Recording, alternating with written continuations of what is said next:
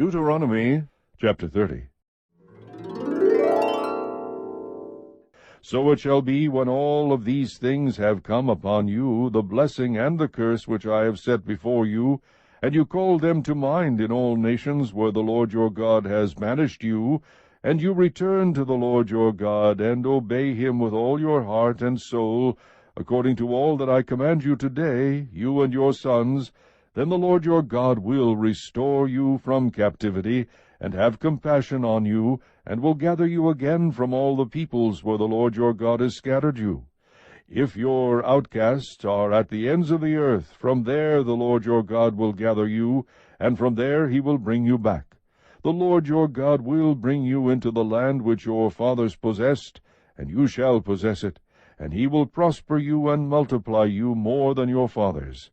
Moreover, the Lord your God will circumcise your heart and the heart of your descendants, to love the Lord your God with all your heart and with all your soul, so that you may live.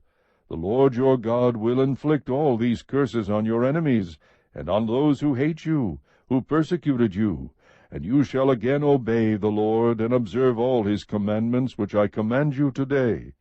Then the Lord your God will prosper you abundantly in all the work of your hand, in the offspring of your body, and in the offspring of your cattle, and in the produce of your ground. For the Lord will again rejoice over you for good, just as he rejoiced over your fathers, if you obey the Lord your God, to keep his commandments and his statutes, which are written in this book of the law, if you turn to the Lord your God with all your heart and soul. For this commandment which I command you today is not too difficult for you, nor is it out of reach. It is not in heaven, that you should say, Who will go up to heaven for us to get it for us, and make us hear it, that we may observe it? Nor is it beyond the sea, that you should say, Who will cross the sea for us to get it for us, and make us hear it, that we may observe it? But the word is very near you, in your mouth and in your heart, that you may observe it. See, I have set before you today life and prosperity, and death and adversity, in that I command you today to love the Lord your God, to walk in his ways, and to keep his commandments and his statutes and his judgments, that you may live and multiply, and that the Lord your God may bless you in the land where you are entering to possess it. But if your heart turns away, and you will not obey, but are drawn away, and worship other gods and serve them, I declare to you today that you shall surely perish. You will not prolong your days in the land where you are crossing the Jordan to enter and possess it. I call heaven and earth to witness against you today that I have set before you life and death, the blessing and the curse. So choose life, in order that you may live, you and your descendants, by loving the Lord your God, by obeying his voice, and by holding fast to him.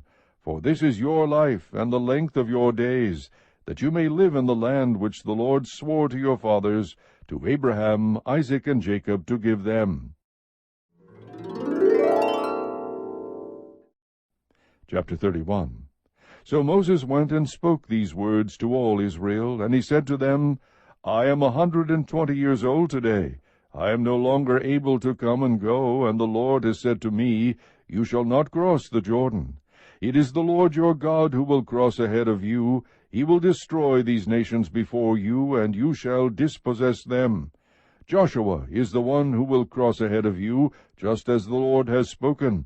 The Lord will do to them just as he did to Sihon and Og, the kings of the Amorites, and to their land, when he destroyed them. The Lord will deliver them up before you, and you shall do to them according to all the commandments which I have commanded you.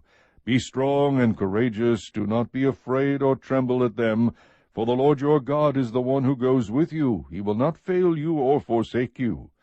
Then Moses called to Joshua, and said to him in the sight of all Israel, Be strong and courageous, for you shall go with this people into the land which the Lord has sworn to their fathers to give them, and you shall give it to them as an inheritance. The Lord is the one who goes ahead of you. He will be with you. He will not fail you or forsake you. Do not fear or be dismayed. So Moses wrote this law and gave it to the priests, the sons of Levi, who carried the ark of the covenant of the Lord, and to all the elders of Israel. Then Moses commanded them, saying, at the end of every 7 years, at the time of the year of remission of debts, at the Feast of Booths, when all Israel comes to appear before the Lord your God at the place which he will choose, you shall read this law in front of all Israel in their hearing.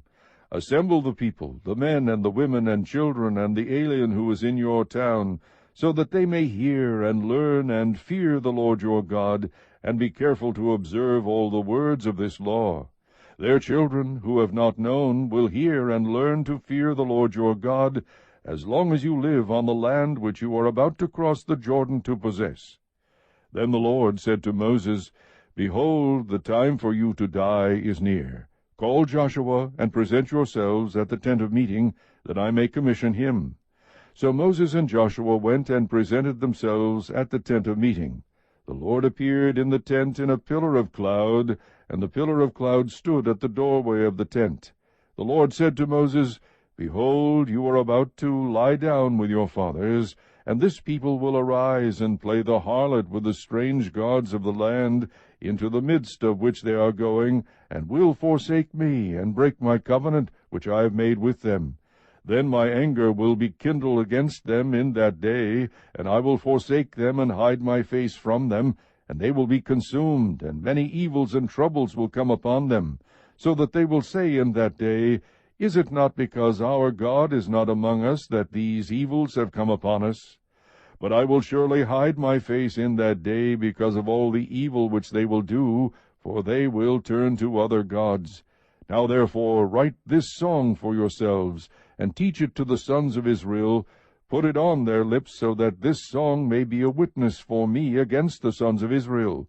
For when I bring them into the land flowing with milk and honey, which I swore to their fathers, and they have eaten and are satisfied and become prosperous, then they will turn to other gods and serve them, and spurn me and break my covenant.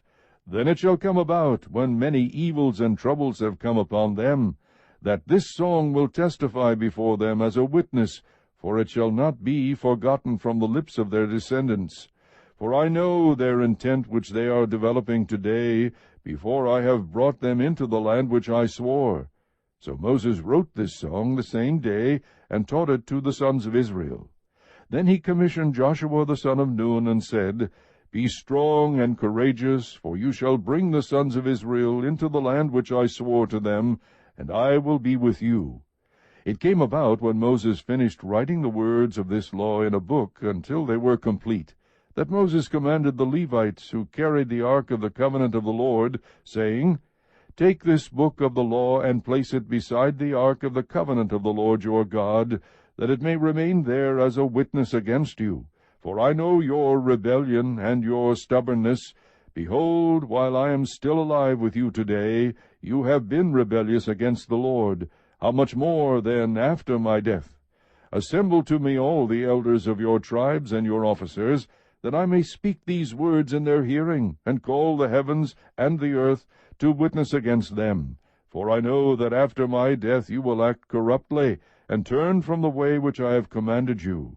And evil will befall you in the latter days, for you will do that which is evil in the sight of the Lord, provoking him to anger with the work of your hands. Then Moses spoke in the hearing of all the assembly of Israel the words of this song, until they were complete.